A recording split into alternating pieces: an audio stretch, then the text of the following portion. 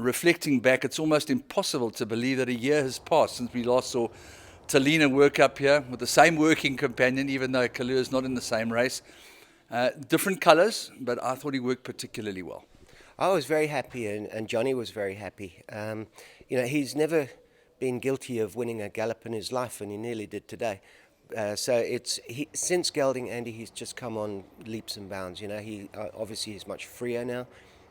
Touchwood, he's a lovely sound horse, and very gratifying. By the time he got back to the ring, he completely recovered from that gallop. So it was good, and I put the clock on them, and I reckon they did around a minute for the last 1,000. So it was a good solid workout. When you look at Talina, he's a horse for the big time. There are occasions where he's been disappointing running in races that he should have won. But when it comes to the Group 1s, when those photographs are taken, invariably his head is somewhere in that picture. Yeah, it's true. I mean, we actually worked it out. I think he's run places in 8 individual Group 1 races or Grade 1 races. And, I just found it rather strange that he was a bit of a doubtful for to make the field. I mean, good grief, he ran 4th in the Met. He ran 2nd in the Horse Chestnut Mile.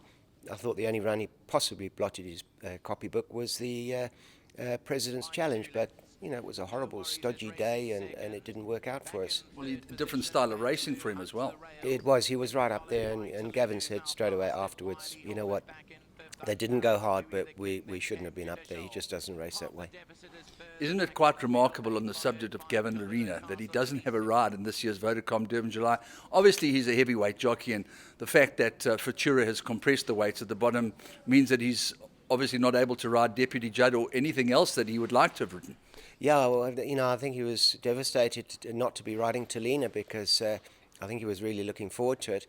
And then we suddenly, dawned on us, well, he's going to be set 54 to carry if Futura accepts, which obviously he has. So Gav said, well, I'll rather ride in Joburg. He's chasing a championship, so that's important. No-brainer, exactly. So I just hope he gets some winners up here. When you take a look at this year's Vodacom Durban July, in my humble opinion, I think it's the strongest July I've seen for 15 years because there's some super high-class 3-year-olds, there's some high-quality 4-year-olds, and even some horses that we may not have seen the bottom of yet. Yeah, I think the older horses, they're all pretty hard-knocking. They all probably deserve a run. And as you say, the 3-year-olds, some of them pretty unexposed. I think Sean's sort of got a pretty strong hand there with his 3-year-old colts. They both look pretty good. So I still think it's a wide open race. Futura's got 60 to carry. That's never easy. Indeed, I mean, he's got to give 6 kilos to Talina, which I think puts Talina near him, certainly. And there's no doubting the quality of the field. It's high class. Majmu, I still don't think we've seen the best of her. Very strong, very strong. The draw is the draw. That's why they say it's the luck of the draw. What's your take there? Very good. You know what? When you're drawing low numbers, there's no such thing as being, the wrong draw for any horse. You can virtually be where you want to be for nothing. He can be a bit of a tardy starter. Getting better now though. The sounder he gets, the more comfortable he's got, the better he's been jumping. So if he can just pop out and just hold a position, I know Johnny's got his plan, and I will leave it to him. But he also is aware that the horse doesn't like to be right up in the vanguard because he doesn't really round it off. So if they go a decent lick and he's not too far off, I think he'll be doing his best work late for sure. 2 final questions, Jeff. Firstly, travel arrangements, and secondly, the fact that you've got a jockey aboard who's probably one of the nicest men in racing, and of course he's won the Vodacom Durban July already. Yeah, indeed. Travel arrangements, we'll pop him down there probably on Thursday to Summerveld, and he can just click his heels, have a little canter Friday morning, and go to the races on Saturday. So he's fit now, so he'll be ready. Just a bit of maintenance work now to keep him where he should be. And as for Johnny, we've got a good track record together. He deputised once for Mark Kahn for me in the Daily News 2000. Didn't forget to win that on Elusive Fort. He then deputised on Earl of Surrey, and he won with the Drill Hall and then the Golden Horse Casino Sprint. So we got a good track record in feature races together, especially in Durban. We know we've got a nice horse with a good draw, good jock, decent weight. Let's have a go. A gallop is a gallop and a race is a race, and despite the fact that these horses worked with their racing colours, definitely not a race this morning, and not necessarily what you see is what you get. Yeah, I mean, what's the object of the exercise? The object of the exercise is to show their well-being, obviously, and that they're moving well. And yeah, that's basically what it was for. And yeah, that came through it very nicely. Couldn't be two more different preparations in respect of their credentials. I mean, they're both hugely talented 3-year-olds, and the one beating the other, but really over a trip that may not have been the very best for French Navy. Yeah, obviously, Legal Eagle relished the 2450 in the soft, and French Navy just maybe was found wanting at the end. So, I mean, I suppose working 800 meters on the grass, you'd have to say it was more in French Navy's favour than Legal Eagle. I know that you're not one that enjoys having smoke blown up you know where, but I think fair to say a master stroke in the way that you've prepared Legal Eagle to get him into the race with no penalty after having won the Jubilee.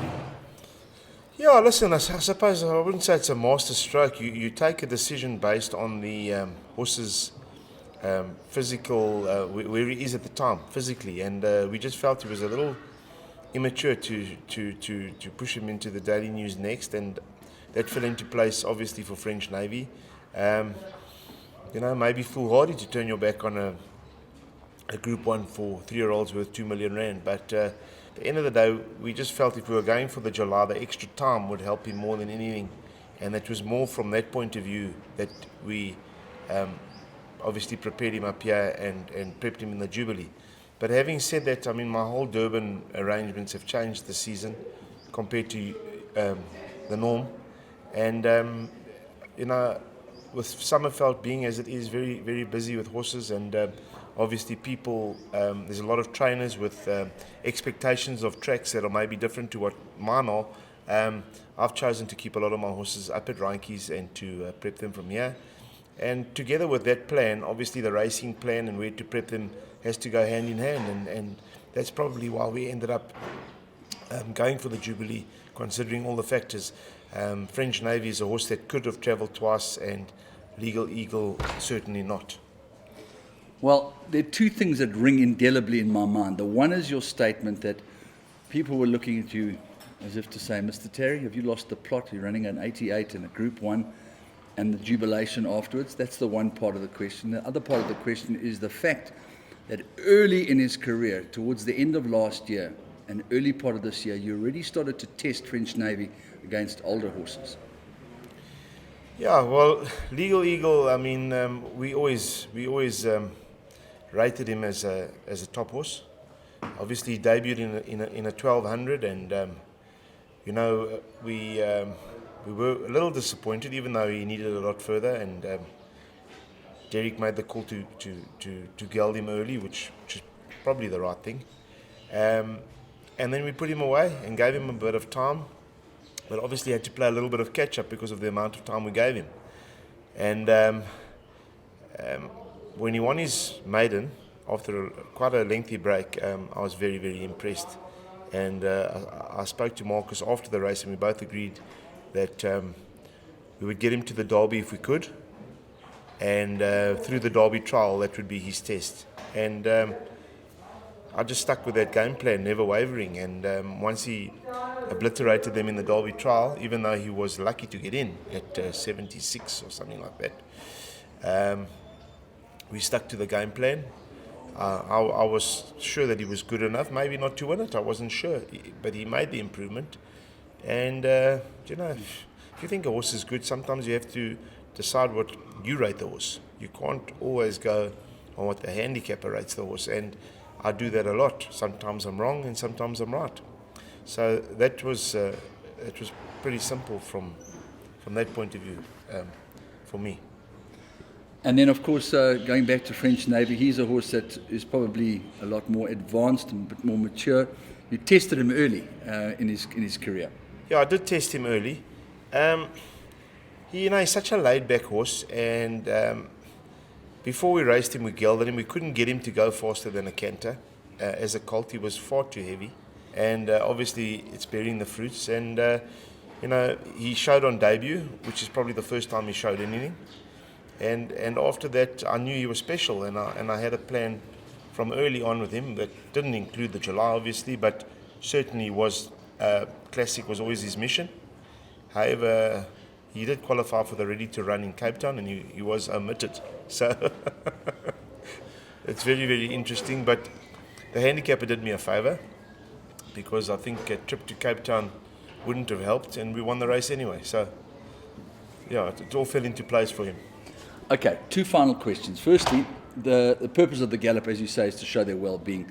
This morning, they've galloped 800 metres. The one horse raced on Daily News 2000 day, which was actually before the beginning of June. The other horse raced a couple of weeks ago in the Jubilee. This horse had the blinkers on, and so therefore the fact that this horse is probably a little bit fresher obviously told the story and the count to bar and the speed. Yeah, listen, I think from your point of view, you probably only saw the last bit, what actually happened, and they were travelling very nicely together. Legal Eagle just dropped the bit. He didn't actually stop in the work, or he just started loafing and playing at the end of the workout, and obviously that made French Navy look like he was just too strong for him. But I think he just dropped the bit. But having said that, it's 800 metre work.